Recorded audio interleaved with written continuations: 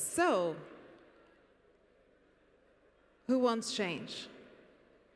Yeah, it's an obvious question, isn't it, at this Change Now conference. Next one might be a bit trickier. Who wants to change?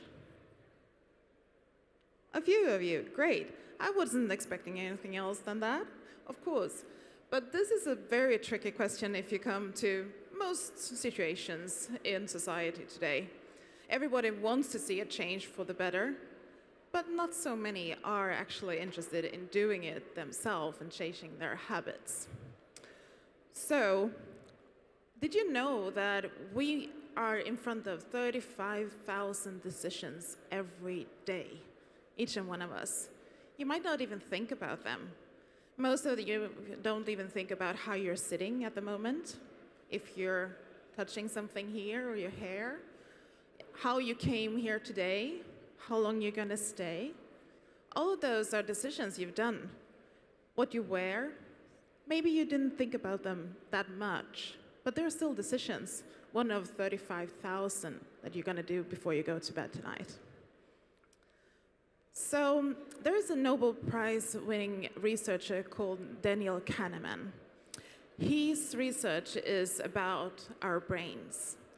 Most of you have heard about the left and the right-hand side of our brain, right? Well, did you know we also have System 1 and System 2? System 1 is more of the intuitional part, where we make decisions really quickly, most of them on autopilot. We don't even think about we do, or that it actually is a decision that we're making. The other system is System 2. That stands for the rational side, where we are fact-based, where we look up the things before we make a good decision. We think it through, we're logical, we're rational. If I ask you here, with hands up, what would you say, how many of those decisions you use every day is System 1, and how many is System 2? Do you think it's 50-50? How many think that? No? Most people tend to think that System 1 has more decision-making in the process. Anyone who would like to just send out something? Like, how many % do you think is System 1? 90, yeah, you read upon the research. Actually, it's up to 95%. 95% of all the decision-making we do every day is based on our autopilot, our System 1. But the funny thing is most parts of our society is not built this way. Most parts of our society is built upon making really rational decisions.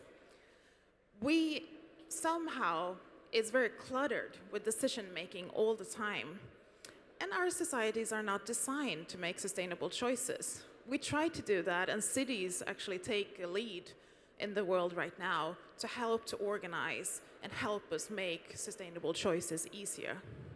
But there's still a lot of places out there, especially gathering places like airports, hotels, venues like this, or a crossing like you can see on the picture here, where we have to be more of a rational decision maker to be able to navigate our day.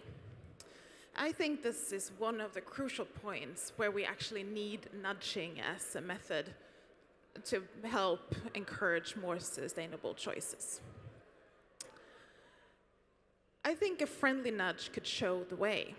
Nudging is a method within behavioral science. It comes from the word nudge. In English means a little friendly push. As you can see, the elephant mother pushes her baby calf, and that's a really gentle nudge to show the right direction.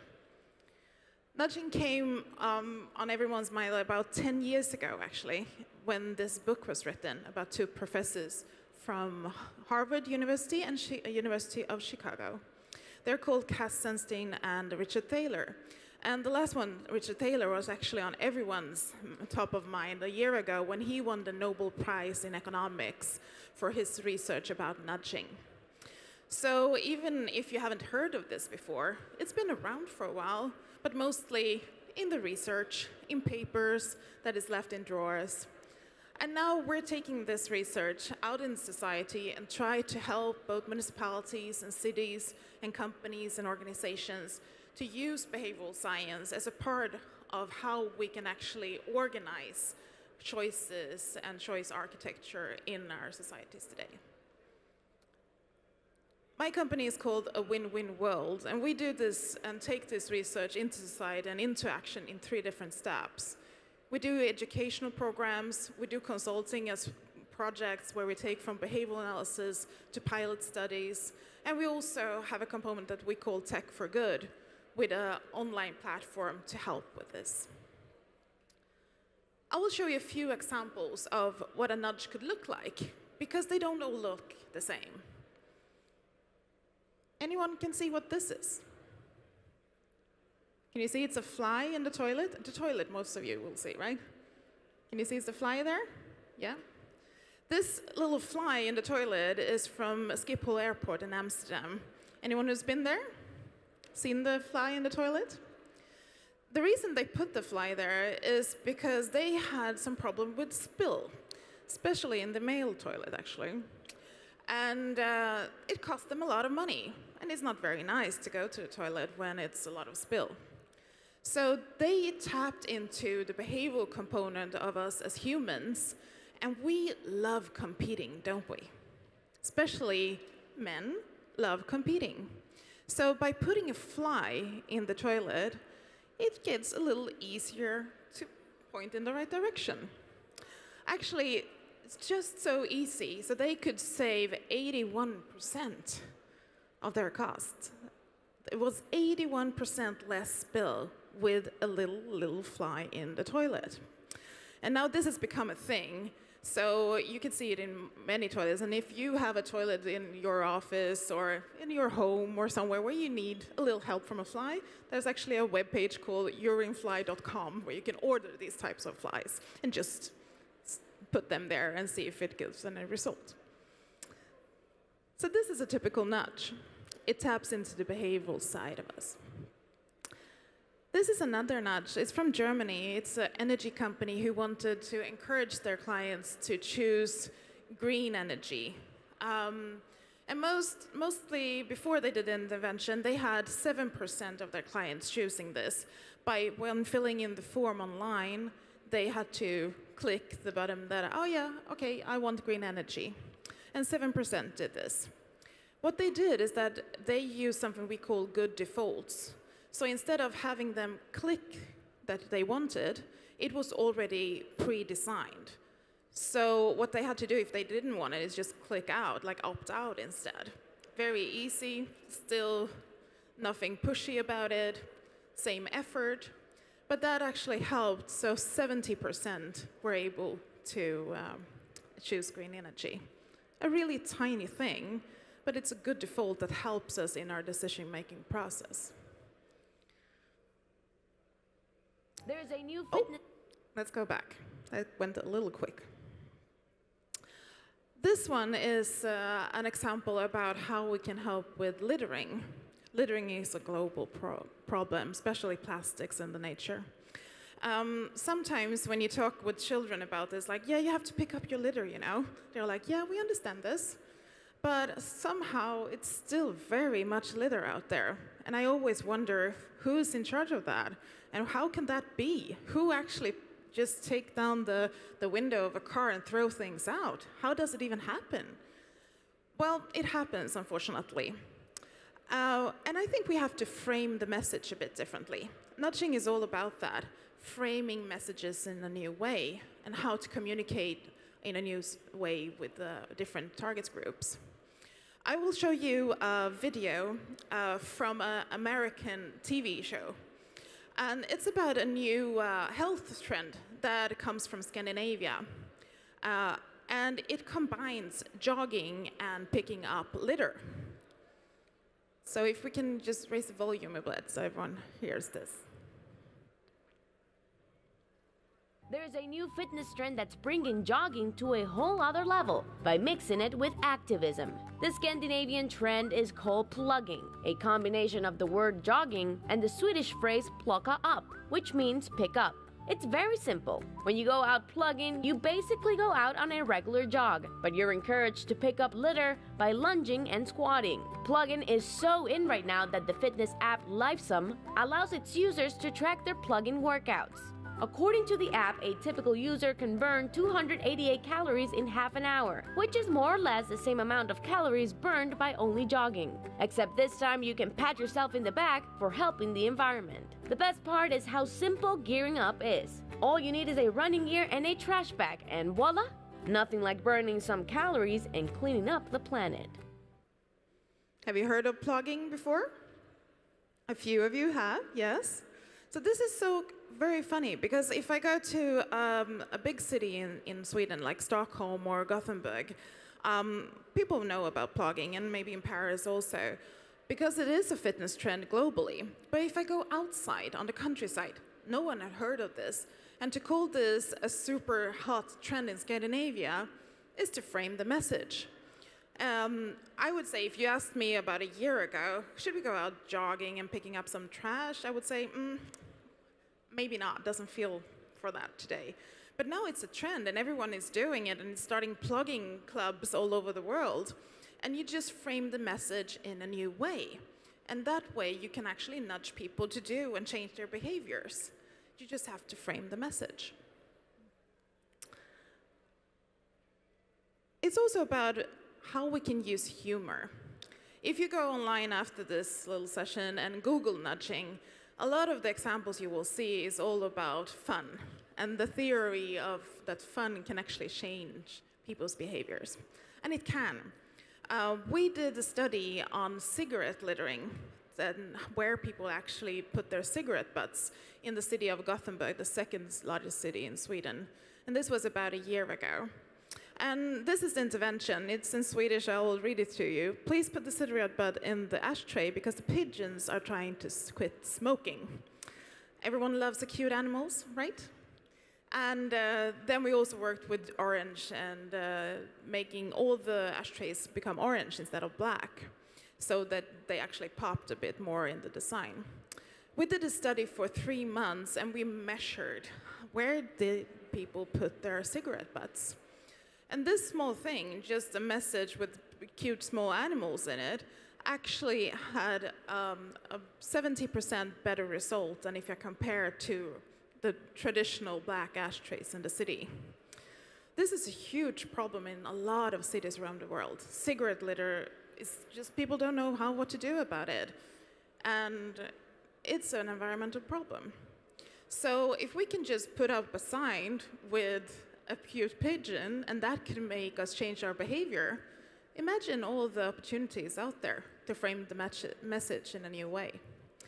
This intervention actually won this year's Nudge Awards as the most effective nudge, and we're super proud of that award, of course. It's a nerdy competition, I know, but it is the World Championships in nudging, so we're super proud. So, as you can see, litter is just one thing, energy is another. You can just basically pick anywhere you have a behavioral change problem. It could be food, it could be water, it could be all types of behaviors where you need to make some kind of intervention for people to change their habits. We work with a lot of the Sustainable Development Goals, and this is the fun part. It doesn't often cost very much. It's very tiny interventions that can give you a huge result and a good return on investment. I wanted to give you a gift before I end. It's an ebook with 12 practical examples of what nudging is and different areas where you can use this. So please take a photo of the URL here. And you can just type in what email address you want it to be sent to, and we'll send it to you. And of course, you're very welcome to follow us on social media, and we'll give you a few more examples. When everyone is done with that, I want to end with a small video of another type of nudge. This one is from Lisbon. And it's a collaboration with the city of Lisbon and a brand called Smart, a car brand. And it's about street safety. Okay.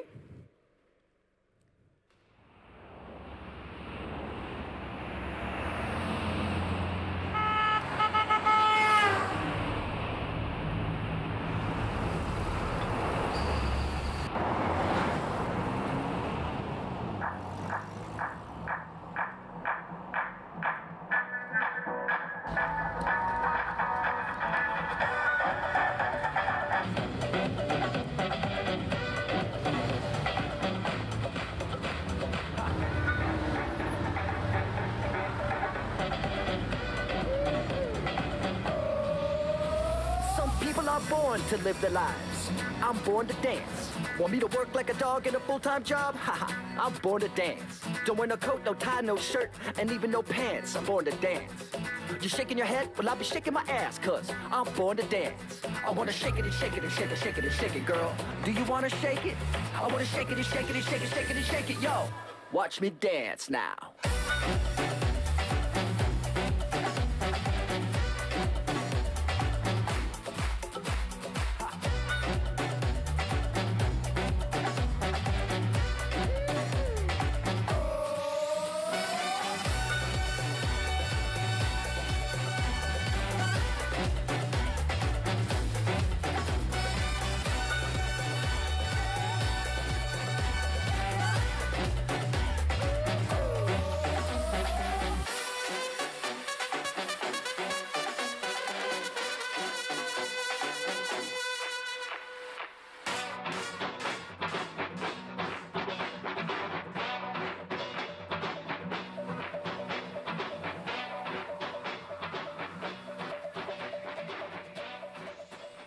Smart.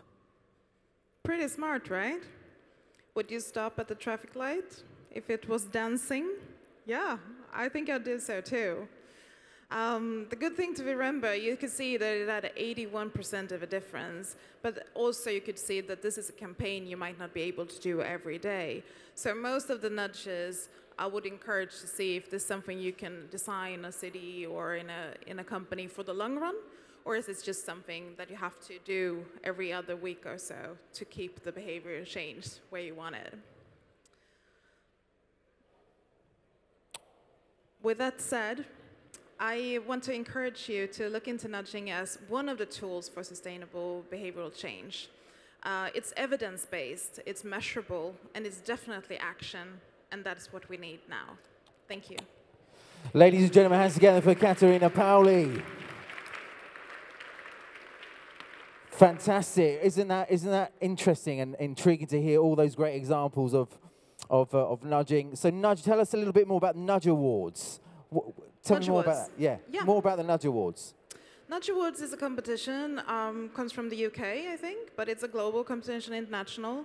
Yeah, and we send in this as one example of the interventions we've done the last year, and it won the most effective category, and we're really happy for that. Okay, so how many other countries are involved in this awards, roughly? Are we looking, is it global? I think it's, it's open for everyone, I think, from any countries. I'm not sure how many entries it has. Okay, a little bit earlier on, I saw you put up, you got it up, you got your email there as well. So basically, if people have heard what you have to say about nudging, they're intrigued, they'd like to know more, or maybe even start the first steps of really going forward with it, what would be the first thing they need to do? What do you suggest? I have a new slide for that, actually. So we have a process that we call the nudging process. It's in 6 steps.